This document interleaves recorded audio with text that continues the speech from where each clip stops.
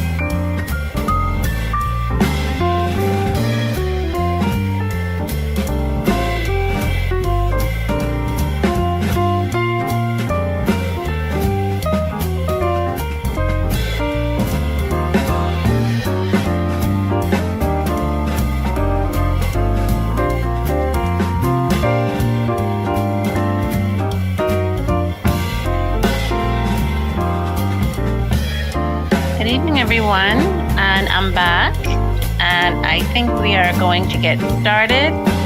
We may have some other folks joining us a bit late, but hopefully they'll be able to catch up with us wherever we're at that point. So we are going to get started with our opening prayer. I don't know if anyone on the line is willing to offer us a prayer to get the meeting started. Anybody?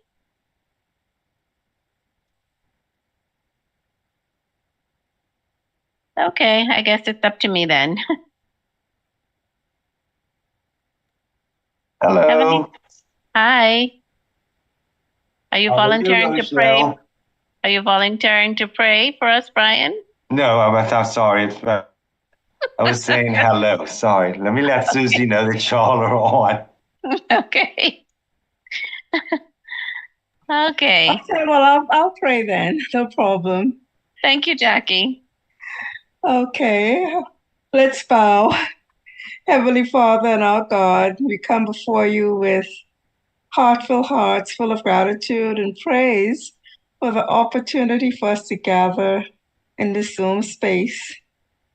In times like these, thank you for your grace and your mercies that sustain us every single day.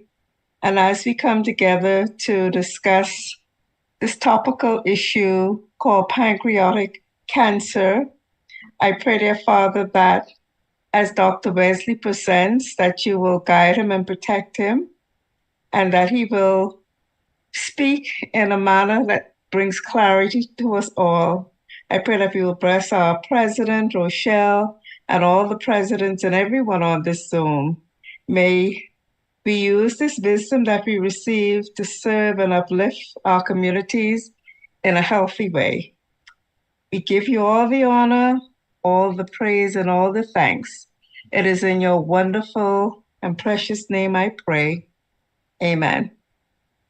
Amen. And thank you so much for that, Jackie. I knew that there was somebody out there who could do a better job than me. Thank you so much.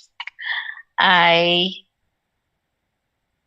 Though I'd like to welcome everyone to this meeting this month.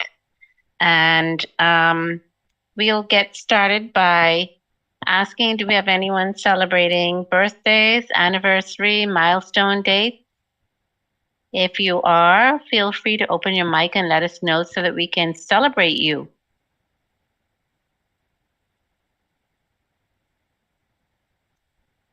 No birthdays? No anniversaries? No milestones? Okay. Yes, I'm celebrating. Hi, good night. Hi. I'm celebrating this month as a 13-year breast cancer survivor. Suzette. Wow. That's awesome, Suzette. And so we celebrate you and we wish you a continued good journey. Thank you. Cancer-free. Thank you. Good for you. Madam President, I see on our chat that Mistress Roselda Woodside, the most senior member for the North Andros branch, celebrated her 80th birthday, and she's saying they're cutting her cake. So happy birthday to her. Yes, that's right. I did see that. Happy birthday, Roselda. Thank you for that, Jackie. Thank you for that reminder. Any other celebrations? No? Okay. Dr. Halliday, are we recording? Recording in progress. Thank you. Okay, so I'm going to turn it over now to Erin for our announcements for this month for upcoming events. Good evening, everyone. Can you see my screen? If it's the pancreatic cancer screen, Yes. the purple ribbon, yes. Yes. At least I can. Okay.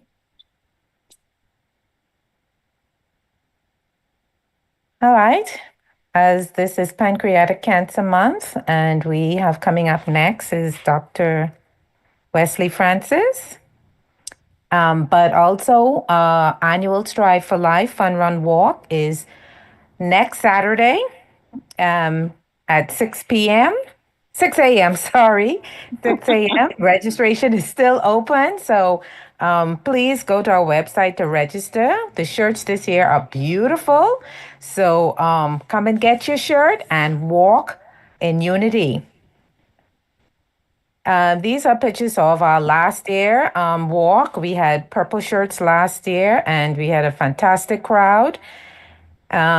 This was the year before, and the walk is to help the Cancer Caring Center, where we house persons from the Family Island that stay at our facility free of charge. They get free accommodation and transportation. So by purchasing a shirt and walking in unity and caring and love, you are helping someone stay at our Cancer Caring Center. We also highlight the survivors. We salute them and we celebrate them. So if you are a survivor, register and let us know, and we will definitely celebrate you at the end of the walk. The registration is $35 for adults, $25 for children 12 and under. And if you are a competitive runner and want to run a 10K, that is $40, and you are also timed. So if you are competitive and want to beat your last time, then just let us know and we will give you your time for the walk. So that's it for the community announcements. Back to you, President. Thank you, Erin. So now we will move right into tonight's speaker, Dr. Wesley Francis, who is no stranger to all or most of us here, I think. And I will just go through his very brief bio. Dr. Wesley Francis is a graduate of the University of the West Indies Mona campus. He did his surgical residency at Wayne State University, Detroit, Michigan, and completed a surgical oncology fellowship at Tom Baker Cancer Center in Calgary, Alberta. He is currently the chief of surgery at Princess Margaret Hospital and the consultant surgical oncologist. He also serves as the director of the Bahamas National Cancer Registry. And I hope he'll share a little bit with that with us tonight as well. So without further ado, I will turn it over to you now, Dr. Francis. Thank you, Rochelle, and thank you to the organizers for, again, allowing me to come and share with you guys. I always feel very welcome, and I'm always happy to come and shed a little light on a topic. And today, this month is Pancreas Cancer Month, and so we'll kind of briefly go through pancreas cancer. And I'll try to educate on the elements of pancreas cancer and what are the things to look out for. Can I share my screen? Yes, I see. Okay. Yes, my screen is being. Can you guys see my screen? Yes, we Okay, can. great. So, pancreas cancer and so I always like to start with anatomy, right? Because everything in surgery, everything in the body really starts with the blueprint. And the blueprint is really the structure and then the function. The function we call physiology, the structure we call anatomy. And when you have some disorder or variance in that structure and function, then we get disease. I think that's as simplest as you can put this. And the pancreas, its function really is a digestive organ. It secretes enzymes, and well, the thing about it has a twofold function. One is to help with digestion, and the other is to help with hormones that are secreted. One of the most common hormones or most well-known hormones that you may be aware of that are secreted by the pancreas is insulin. And so sometimes you have patients who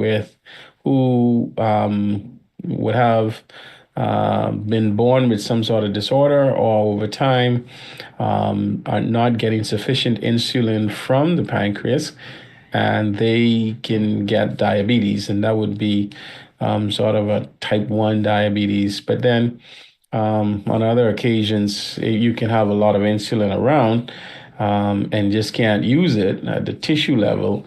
And it's known as insulin resistance, and that can also cause diabetes. So I think that's one of the most common known functions of the pancreas is to produce insulin. The second thing is really to produce digestive enzymes that help with digestion, and more commonly fat digestion and protein digestion. And without that, you will not be able to really function if it is that if you have a lack of enzymes from the pancreas to help with digestion.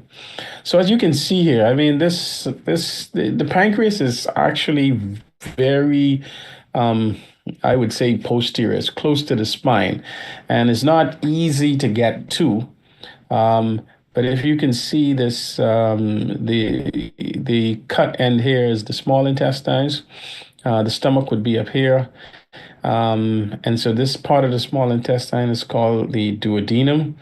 And this is where food would come in from the stomach, rich in fats and protein.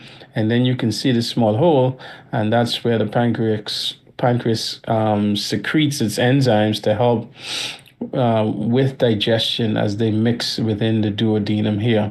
The gallbladder also takes part in this, and it assists with producing bile or storing bile that comes from the liver, and then pushes it out when it's needed. But what you can see here is really a complex sort of structure or anatomy, and I always call this a real estate issue, right? This is high value real estate in the body because it's so complex, it's related, there's so many interrelated organs, the gallbladder, the small intestine, and then the tail of the pancreas is, abuts the spleen. And that's what makes this organ such a special organ, especially for us pancreas surgeons. And as we go on, we'll talk more about that. So when we talk about the pancreas, as I had mentioned, 85% of the pancreas function is really the exocrine, or that's for help with digestion, and 15% is for to produce hormones like insulin to help with normal regulatory function within the body. It does produce other hormones, but the most commonly known one is insulin. Worldwide, pancreas cancer is 1 in 10 per 100,000. Um, it's the eighth leading cause of death in men, the ninth leading cause of death in women. I mean, pancreas cancer is not that common, to be honest. Although I must say that it's rising in our community. Not sure why, but it's really not that common of a disease. Um, so, what are some of the risk factors? Certainly age. Pancreas cancer is really a disease of older men. And so as you get older, your risk of pancreatic cancer increases. In terms of gender, men are far more at higher risk than women. Black people tend to have a higher risk than non-black, like their Caucasian counterparts or Latino or Asians. Smoking, again, smoking is one of the most common, and I'd like to introduce a theme: modifiable risk factor. You can't change your age. Technically, you can't change your genetic gender. You may be able to change your phenotypic, meaning what's on the outside, but on the inside, you can't really change it. You can't really change your race. These are non-modifiable things, but modifiable things are the smoking. Smoking causes a significant increased risk of pancreatic cancer. Obesity and diet. We talk about this a lot. Obesity is a problem in the community. Obesity does create a hormonal environment that is what we call carcinogenic, or leads to the development of cancer because of the hormonal environment that is created and inflammation that is created. Certainly patients with diabetes, it's not a direct causation, but I think people with diabetes tend to have some sort of pancreas trouble. And so there's usually a correlation, not necessarily causation, but a correlation between pancreas cancer and people with diabetes. Family history is important, and that ties into genetics. There are certain genetics or family cancer syndromes in which pancreas cancer risk is increased. One of them is actually BRCA. So we know about the BRCA gene, and breast cancer gene is something that's common to this community. But BRCA2 actually increases your risk of pancreas cancer as well as prostate cancer. So something to note, I mean, if we have a lot of BRCA in the community and we have a breast cancer trouble in the community because of BRCA, then you can see why our incidence or prevalence of pancreatic cancer is increasing, even though it's still rare. Chronic pancreatitis, and we get chronic pancreatitis really from a lot of things, but the most common cause of chronic pancreatitis in our environment is really alcohol and gallstones, but particularly alcohol. The Surgeon General just released a paper, I think late last year, talking about the ill effects of alcohol, even in small amounts, in increasing risk of cancer. Not only pancreas, we always knew that alcohol was correlated with pancreas cancer, but now even with other things like breast cancer, colon cancer, um, that things that we kind of knew before, but then this publication by the Surgeon General really raises the awareness, and we have to modify what we say. I mean, I used to tell people, "Hey, alcohol in moderation was good. No alcohol is good." According to the Surgeon General. And then there's exposure. Obviously, pesticides, benzene, um, petrochemicals. If you're in an environment that allows or leads to exposure to these things, there's a small risk of developing pancreatic cancer as a result of that. We sometimes look at risk in terms of, and this is a busy slide, low risk, moderate risk, high risk, right? And so low risk is less than five-fold increase, moderate risk is 5 to 10-fold increase, and then high risk greater than tenfold increase. And again, the theme that I wanted to push forward again is modifiable versus non-modifiable, right? Alcohol use, you see what I'm saying? And this is an old slide, right? This is from '07. And remember, greater than 4 drinks per day. Now that has been updated. The Surgeon General says even as much as 1 to 2 drinks a day can lead to cancer risk, can increase your cancer risk. So it's something that we need to get that message out there, because we live in a culture where alcohol is rampant, especially on a social. I mean, I'm sure yesterday on Sunday with the Super Bowl, everybody was having a drink or so.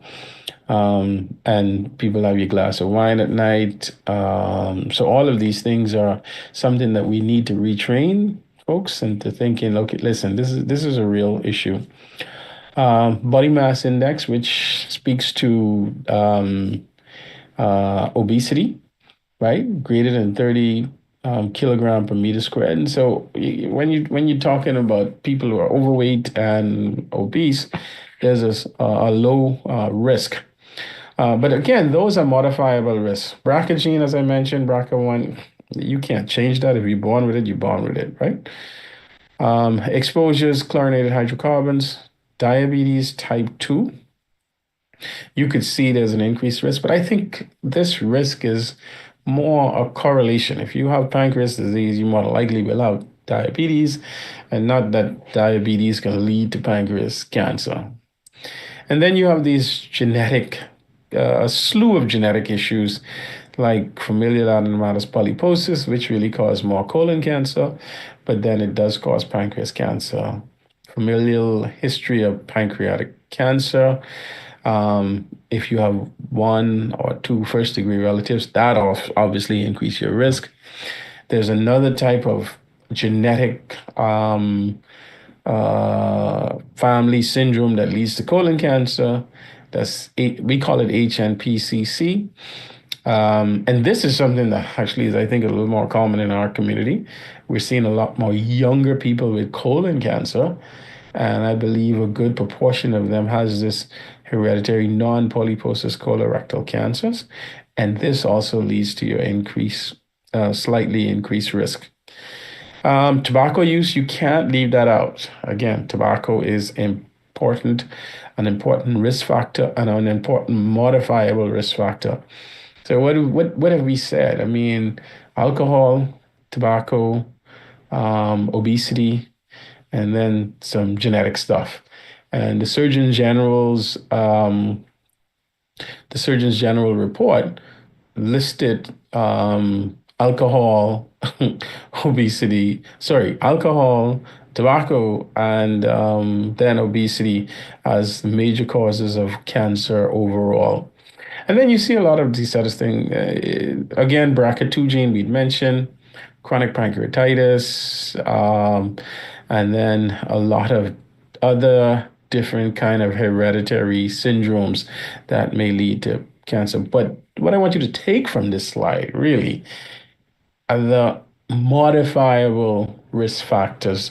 Yes, they are low, but I think in this environment where a lot of us suffer from obesity or a little overweight. So if you're overweight, I mean, yes, work on that. It is not easy. I'll be the first one to say dealing with weight is not easy. But then on top of that, try not to smoke, try not to have alcohol, because then it's a cumulative effect of all of that. Again, and this just is another slide to show that the BRCA gene involved in well, the whole gene is there to repair DNA, and when you have a mutation, those DNA cells that are mutated do not well, you don't get repair of the DNA, and that is what leads to cancer. And again, pancreas cancer is an important um, cancer that results from the BRCA gene. And again, I think we ought to be aware of this because we have a lot of patients with BRCA gene in the community. Okay, so I showed you the anatomy, we talked about real estate.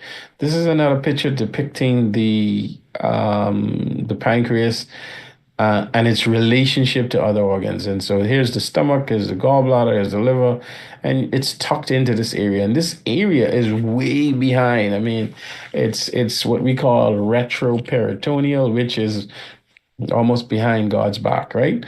And it makes it difficult to reach. But we look at pancreas cancer as either in the head or in the body, or we sometimes say right-sided pancreas cancer versus left-sided pancreas cancer.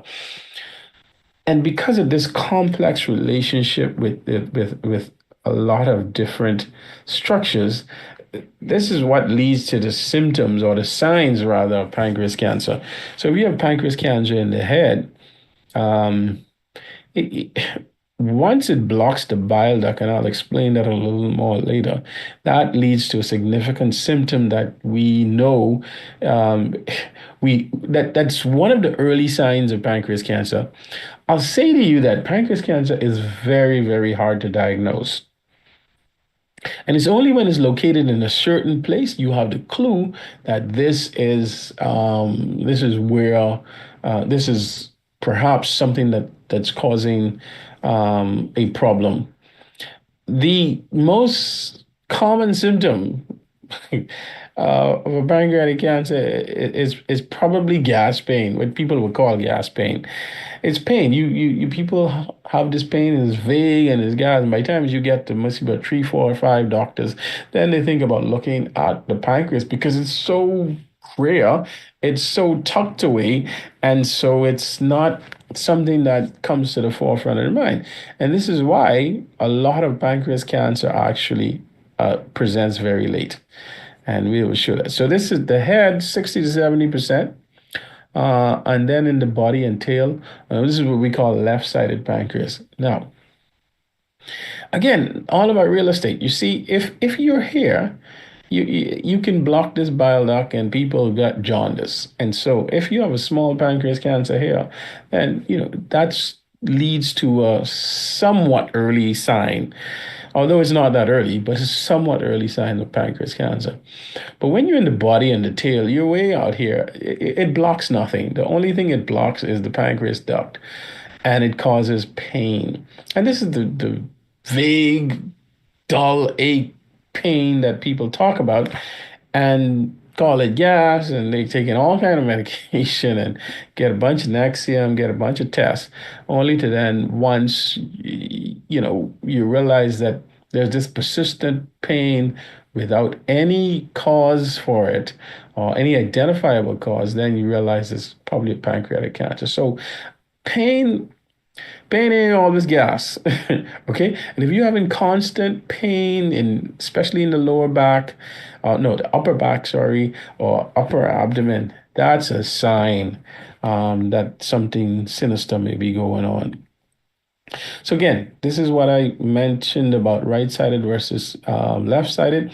And you can see on the right side, it blocks the bile duct. And remember, the function of the bile duct is to store the bile. The bile is produced on a continuous basis by the liver.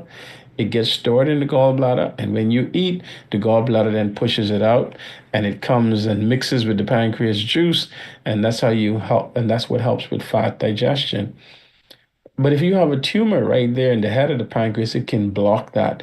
And what happens is the bile backs up in your system, and then people get jaundice, and that's really yellowing in the eyes. The darkening urine is almost Coca-Cola like. And because the bile is responsible for the stool color, the stool turns like basically clay colored. So the hallmark symptoms of right-sided pancreas cancer, besides pain, would be yellowing in the eyes, and it's the sclera of the eyes, the white part of the eyes turn yellow. People get itch because all of that bile in the system cause irritation of the nerves, and so you get itchy. The urine turns dark like Coca-Cola, and then the stool is pale. That's classic sign. If you see an older person with that, that's almost pancreatic cancer until proven otherwise. Now, stones in the duct can cause the same thing, but usually people have a lot more pain with that. But you can see on the left side, it's not blocking anything besides the pancreas itself. So these people have pain, and there's really there's nothing to block. And so by the time we see this, usually more often than not, it's metastasized, meaning it is spread to other organs within the body. So signs and symptoms then, again, and look at this. I just want to show you this. I mean, like, all right, signs and symptoms, low mood or depression. Everybody's really depressed nowadays, right? A little indigestion, that's the gas feeling. You got some diabetes, you probably had it before. But the most significant sign or symptom here, sign, is that pale stool, that's foul smelling, and then the jaundice of the eye. You can't ignore this. If this is persistent, then really and truly you have to check it out. And again, these vague pain, mid back pain, upper abdominal pain, pain on eating, fatigue, unexplained weight loss. I'm sure if I poll everybody, we all got a little bit of mood issues. We got a little bit of indigestion. We probably got a little bit of gas pain, or what we think is gas pain. And again, but I stress that to say all of those they can be nothing or they can be something. But the only major thing is if it's persistent, if you start seeing yellowing, if you start seeing dark urine, pale stool, then you know that's something go. So overall, the take home here is that the symptoms, the signs and symptoms of pancreatic cancer are vague. And I want to stress that vague, and they're common misdiagnosis, like gallstones. People think they're gallstones, think you got gastritis, IBS. That's a common waste paper basket diagnosis, right? Gastroenteritis, indigestion, or gas, or other liver disease. And it's only when you really look deeper you find that it may be something else. And so because of that vagueness, all right, the majority of pancreas cancer presents at late stage or stage 4. We know cancers to be stage 1, stage 2, stage 3. Stage 1 is small, still confined to the organ. Stage 2 may be a little bigger. Stage 3 spreads to lymph nodes and maybe surrounding structures. And then stage 4 is where it spreads throughout the body to other organs. But you can see here, and this is classic, it happens everywhere, no matter where in the world you are. Pancreas cancer, most of them present at stage 4. Why? Vague. It's posterior location. It's symptoms that are, can be anything. And also, I mean, physicians not being aware to look. This is something that you gotta look for. And if you don't, then you don't find. So again, 55% of them are metastatic. 30% are locally advanced. And what I mean locally advanced is that they pretty much already larger in size, and then only 15% of them are resectable. And when I say resectable, that's something that we can do from a surgical perspective and removing them. Survival, how long people live. Listen, metastatic pancreas cancer, on average, and again, I am very cautious to tell people how long they're going to live because I mean, only God one knows that. But that we use the term median survival, meaning, about 50% of people with this diagnosis are going to live this long. So that's why we said 6 months, and that's it. Even with resectable cancers, after treatment, the prognosis is still sometimes dismal. And how do you treat? Again, resectable early, that's early stage, that's surgery. So you can see, if I tell you only about 15% are resectable, the majority of them don't get surgery. And that's the sad thing, because really and truly, surgery is the only chance of cure with these patients. And then if they're borderline, you can do chemotherapy and radiation combined with surgery. If it's already spread, then there's nothing you can do for those patients. You can give chemotherapy, or you can do what we call palliative care. And sometimes it's a conversation you have to have with people. I know a lot of people don't like this conversation, but I think it's important when you're dealing with stuff like this that you really tell people the truth about what they're facing and let them make their own decisions. So this is one of the surgeries that we do. I mean, the other one this is for body lesions or left-sided lesions. And you can see we can remove, if we find it early, we can remove it. The right-sided lesions, it's a complex procedure. I omitted it because it's a complex procedure, but it's called a Whipple procedure. It's one of the biggest procedures that we do. It's kind of 6 procedures all in one. And even after surgery from Whipple, I mean, yes, it prolongs people's lives, but sometimes, more often than not, even after surgery, people tend to metastasize because as long as this gets to a certain level, there's microscopic spread. And that's why it's important for chemotherapy. I want to pause here just to talk about chemotherapy because, again, chemotherapy gets a bad rep in our community. Chemotherapy is what saves people's lives. People don't die from the cancer within the organ. People die from metastases or microscopic spread of the cancers. And the only option for treatment we have is what we call systemic therapy. And systemic therapy, one form of systemic therapy is chemotherapy. There's immunotherapy that's coming out nowadays that is very, very effective. And then there are other forms of targeted therapy for other diseases. But chemotherapy is what saves people. Nothing that I can do as a surgeon is going to save a lot of people's lives with certain cancers, and pancreas is one of them. And also breast. Chemotherapy is what really saves people. So this is just some local data. I believe I might have presented this before, but there's some local data. I just wanted people to understand what we've seen. And this was over a period of, I think it was over a period of 10 years or so. And we looked at people who had some sort of pathology in the pancreas, and it was 147 of them. And then when we looked at pancreas diagnosis, we only were able to identify 96 people who had pancreas cancer. And again, we only of that 96, only 20 people were able to actually get surgery. So you can see, you start off with this large group, but those that are resectable, basically about 15%.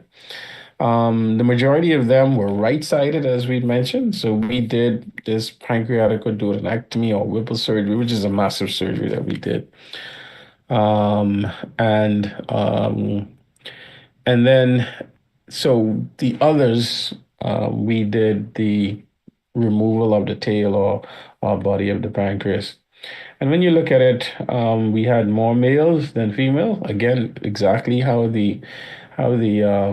it's described in the world literature. And then age distribution, you can see mostly older people. I got to be careful how I say the older people because, a couple of years ago, I could still think that I was in this group, but now I'm creeping up there too. So, um, increased age, say that. And so, again, the majority was in the head. And in terms of the survival, I mean, you can see um, we only had one person who survived 5 years, and so our survival was 6%. That's of the 20 people who had surgery, only one person was surviving at age as 5. You may think that that's dismal, right? It is, but you may think that that's just the Bahamas. No, and I purposefully do this to show you what happens in the rest of the world, and this is the great USA. And again, you can see. Uh, and so this is at time of diagnosis, you got 100% survival, right? Within 1 year. Within 1 year, you see that drop down to about 30, about 29%, right? 5 years, you can see that's below 10%, which is almost identical to what we see in the Bahamas. So it's not that pancreas cancer is just bad. And you have to be aware of the things that you can change in your life to perhaps reduce your risk and perhaps also to identify this thing early. And once that's done, then seek some treatment. So I'm going to end there and say this is generally rare. Um, but in our community, I think it's increasing. I think BRCA has something to do with it. I believe the alcohol use, the obesity, when you put all of that, it's just one environment that creates the possibility of developing cancer, especially of the pancreas. Late presentation, majority of them present late. Um, and again, because the symptoms are so vague, you want to hope if it is that you get pancreas cancer, and I say this, you want it to be in the head, right? Because it can block the bile duct. You can turn jaundice, and then someone will recognize it before. I mean, that sounds sinister, but that's the only way people get recognized early. Or if you do some scan for some other reason. In fact, the other day I did a procedure for a lady. I had to go to Antigua to do the procedure, and she was just getting some routine scan for no reason. Um, and they found a small pancreas cancer, and she's done well, and she's probably going to live and do well. If you recognize it like that, then it goes well. Overall survival is poor. Um, but it everybody is different, and I do have a few patients who are still doing well. And again, it depends. So early detection, if you can get early detection, it's difficult to say prevent these cancers. Um, but it's just like mammography. If you can detect it early, then that would be good. Although there is no screening test for pancreas cancer. There is some hope. There's a blood test that's coming out that's genetic and it's a genetic based test which would be able to determine a lot of these tests, a lot of these cancers way ahead of time, um, and act as a screening tool. But pancreas, ovary, these are tests. These are cancers that don't really have no screening tool to be able to catch them early. So overall, it's awareness and paying attention to changes in your body. Listen, this gas pain thing, we gotta stop that. Get it checked out. I think I've seen so much gas, or heard of so much gas pain, and then it turns out to be something else. Anyway, thank you all again for listening, and I always appreciate the invitation. And I'll stop sharing and be open to any questions. If anyone has questions, you can either open your mic and ask them directly, or if you put them in the chat, we will read them for you. Dr. So Francis, feel free. you talk Yes. about having surgery of the pancreas, Yes. cutting part out. Can somebody live without a pancreas? Totally? Yes. Well, so let's back. So the surgery for pancreas cancer never hardly involves removing the entire pancreas, right? So if you have a head lesion, removal of the head of the pancreas, which is a really involves surgery. You still have the body and the tail that can still produce the function. One of the things about our body that a lot of people may not appreciate, we have so much redundant systems. I think when God made our body, He gave us more than we actually needed. So you could remove a half of the pancreas and still function well. Some people, if they were predisposed to diabetes, can get diabetes after pancreas surgery. But you can totally live with surgery on your pancreas. Up to almost 2/3 of the pancreas you can remove and do that. If you remove the entire pancreas, that's a problem. You have to live on, those patients have to be given supplemental enzymes to help with digestion and be given insulin because as long as you remove the total pancreas, then you are definitely a diabetic for life. So so people can live without after removal of the pancreas. Thank you. Dr. Francis, good evening, everyone. I had a question. You said that we need to stop this gas saying it's just gas. But when you would normally go to the doctor, that's the first thing that they would diagnose. What would be your what would you suggest that a person does if they constantly suffers from this quote unquote gas pain? Fine. I would say you have to get it further investigated. There's no such thing as perpetual gas pain. Okay, it's not. I mean, yeah, you could always have some indigestion. You may eat some bad food or whatever like that. You get some GI upset, but perpetually every day, 365, absolutely not. Something is wrong. And the person, you have to dig deeper. You got to look under the hood. You got to maybe take out the alternator, do something. But you got to look because there's something causing it. And this is why I'm saying, because you can't just rest and say gas. Your body is designed to repair itself. And if you have perpetual pain every day, something is wrong. It may be difficult to figure it out, but something's wrong. And that's the thing that I want to bring across. You have to understand that you're not supposed to be having gas pain every day. No, maybe 1 or 2 days, but not every day. If you are, something's wrong, and you got to find it.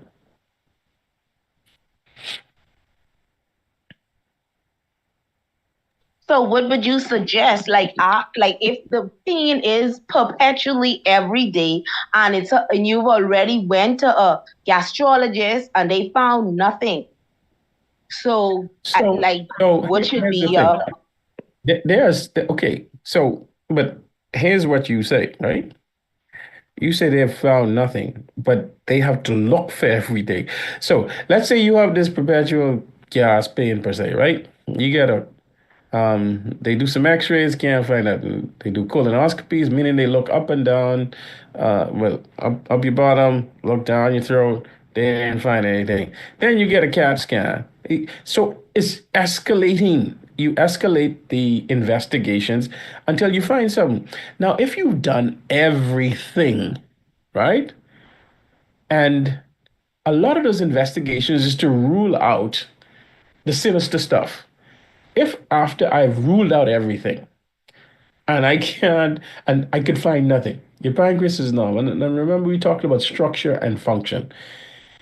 The investigation is to identify normal structure, right? Normal anatomy. If I say your pancreas is normal, your colon is normal, your stomach is normal, your small intestine is normal, everything in the retroperitoneum is normal, your kidney is normal, then after all of that, then I can say, okay, you know what? That's probably irritable bowel syndrome. But you can't use that diagnosis first without turning every stone. And I want you to appreciate that. Yes, some people have IBS and all this other stuff, but you can't come to those diagnoses without first uncovering everything. So if it is that everything has been done and we've excluded everything crazy or everything rare, then okay, and maybe you have to perhaps live with live with those symptoms and adjust your life in some way. That Thank makes you sense? so much. Yes, it does. Thank you so much. Right.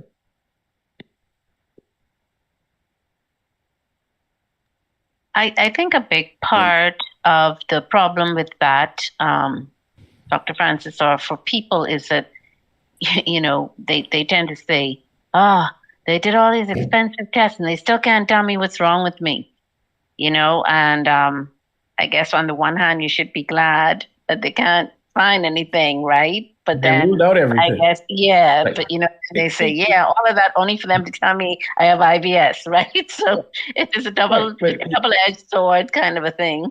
Right. But it's a matter of perspective, You can look at it and say, they do all that expensive tests and they can't find that. Or, you know what? They did all of that extensive tests and they were very thorough and they ruled out everything that can kill me. It's really everything in life is about how you look at it. Yeah. Right? So, But unfortunately, I guess people kind of focus on the money spent first as opposed to the bigger health picture. Listen, healthcare, there's a cost to it. And people don't recognize it because we practice medicine on the border of one of the richest countries in the world. We tend to adopt what they do. And the US spend millions of dollars on healthcare, and thus Bahamas is right behind, and we tend to push and probably inappropriately spend a whole lot of money on healthcare too, because we right there. I am judged by people who are in the US, even though I have far less resources than they are. Okay, and that's just the expectation because we are on the border of the richest country in the world. So, Any Good other night. Good night. questions? Yes. Go ahead. Good night. Very good presentation, Dr. Francis. Thank you. We tend to refer people for endo and colonoscopy. These, there's the age group and also the people with gas. So maybe at the time when we are getting ready to refer for colonoscopy, endoscopy, we should probably do a CT of the upper abdomen. I think it's probably about time. Yeah. So again, yeah, and I agree with you. Yeah. As as a part of the screen. Yeah. But understand this, right? Every time you do that, just like Ms. Wilkinson said, there's a cost to the CT scan, right? There's a cost to this, there's a cost to that. If the CT scan is negative, then you go and do the upper and lower scope. That's a cost too, and then you escalate further. You can do an MRI, or you can even sometimes. Well, I wouldn't recommend it, but I mean, you can do PET scans, but you can't. PET scans shouldn't be done for screening, but it's just the way it is. You have to. But what I want to take home to be right is that you should leave no stone unturned.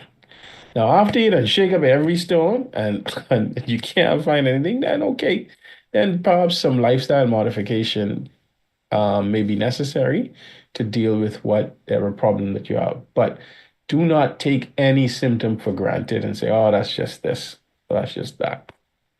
Your life will depend on it. No, the reason why I kind of put that in was a lot of times after people get endoscopy, colonoscopy, they assume everything is good. You see, and the combination of that will not really rule out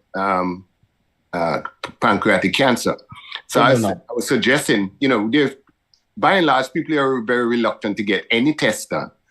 But I'm just thinking, if you manage to convince somebody that maybe they should get a colonoscopy, because, this is not just the screening colonoscopy that we recommend in certain age group, but people who are showing signs and symptoms, abdominal pain, GI disturbance, maybe we should include in part with a referral, getting a CT.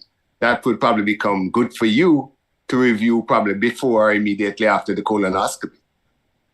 Agreed. I mean, yes, I can't disagree with that. And especially if you do the colonoscopy and the upper scope and it's normal, then definitely, because again, as I mentioned, structure, right? The scope could only go as far as the upper part of your duodenum and looks at your colon, but you got all that small intestine in there that you can't see, right?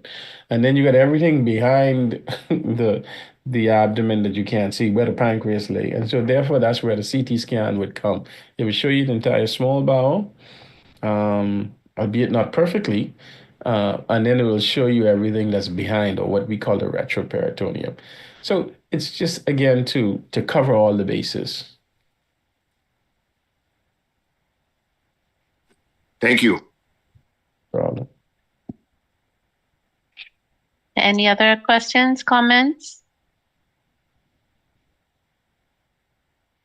No? Dr. Francis, any updates on the National Cancer Registry? Anything to share there? What I would say is that the Cancer Registry has been functioning from 2018, right? Now we're 2025, so it's about 7 years functional. It has collected data for about 7 years. I think that the information out of the Cancer Registry is underutilized. The information is all there.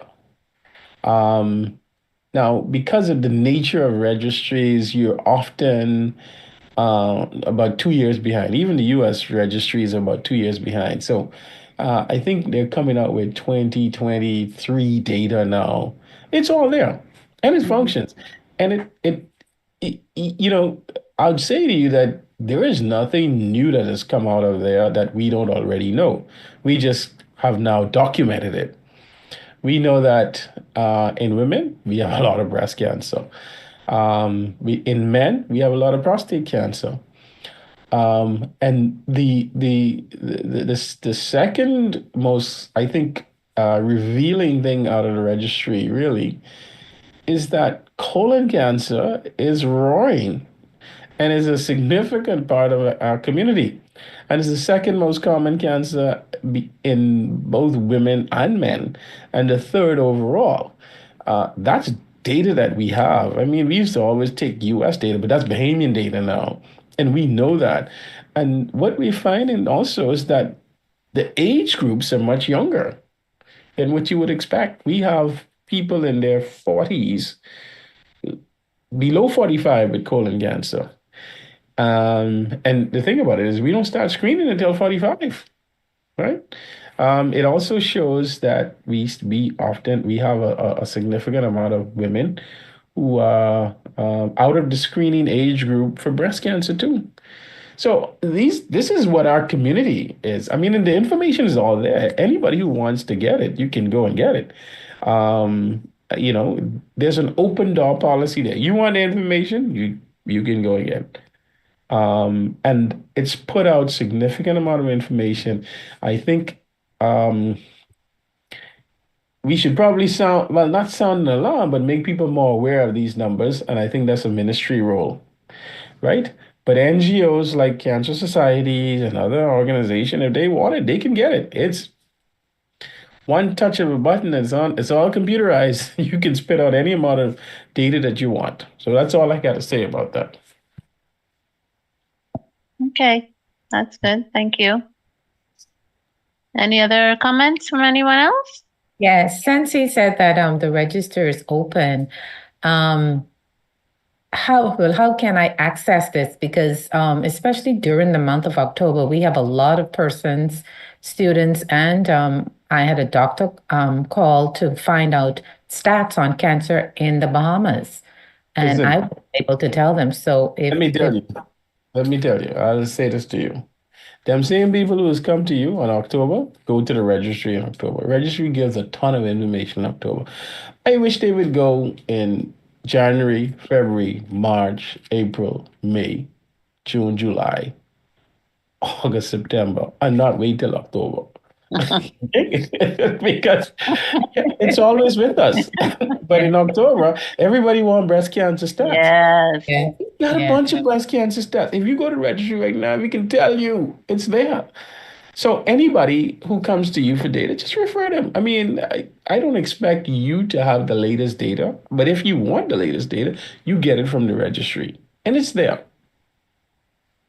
Okay, so you can give me information on how and where it's located for other people on. The registry is located on Village Road in the Eugene Cooper building. I, it, I don't know the number off the top of my head, but you can call them. You can stop right up. Valerie Minus is the person, the manager in charge, and she's so pleasant. She's happy when someone walk in there because they just be sitting there looking at paper, right? So, I'm saying it's a very boring job. They love the interaction. Well, that's good to know. Yeah, yes. Okay. Well, if everybody has, there's a question, how is the registry accessed? And I guess that's because that's somebody who's calling from another island. So I guess it's a phone call or an email. Call, email, yeah. Call Valerie. Okay. Valerie Minus is her name. We'll give you whatever you want. So what I'll do is I'll get the information for most persons, right. And then I can post it in our newsletter if you want to. This is how you can access the registry, because again, persons call the Cancer Society thinking they are the registry and they have all the information on cancer and persons diagnosed. So I'll get that information and share it with the public. Okay. Awesome. Thank you. Thank you. Thank you so much. So if that concludes all of our questions and comments, then I would like to thank you, Dr. Francis, very much for joining us tonight and sharing, as usual, always very informative, nice style of presentation that we could understand. We don't leave with a migraine or gas after after hearing it. But yeah, that is a very true comment on the gas. So that's a real Bahamian thing. But yeah, thank you once again for sharing, and we're very grateful. So thank you for having me. We will conclude now, and I wish everybody good night, and we look forward to seeing everybody next month when we'll be talking about colorectal cancer awareness. So thank you all for joining. Thanks for taking the time, and we look forward to seeing you all. Don't forget the walk next weekend, the 22nd. Register, register, register. Come out and get fit and healthy. We'll see you all next week, or we'll see you next month. Good night. Good night. Recording stopped.